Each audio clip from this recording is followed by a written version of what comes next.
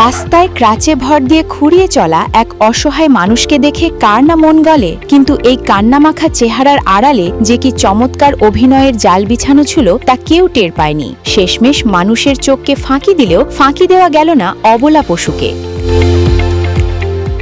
একদল রাস্তার কুকুরের কল্যাণে 1 সেকেন্ডেই উন্মোচিত হল ভণ্ডামির আসল রূপ। প্রতিদিনের মতো ক্রাচে ভর দিয়ে করুণ সুরে ভিক্ষা করছিলেন ওই ব্যক্তি। নিখুঁত অভিনয় দেখে চেনার উপায় নেই যে তিনি আসলে সুস্থ, কিন্তু হঠাৎ করেই একদল কুকুর খেকিয়ে উঠে তেড়ে আসে তার দিকে, আর তখনই ঘটে সেই অবিশ্বাস্য সিনেম্যাটিক টুইস্ট। কামড়ের ভয়ে মুহূর্তেই নিজের পঙ্গুত্বের অভিনয় ভুলে যান তিনি। হাতের ক্রাচটা রাস্তায় ছুঁড়ে ফেলে দিয়ে অলিম্পিকের স্প্রিন্টারের গতিতে সোজা দৌড়ে পালালেন সেই পঙ্গু ভিখারি।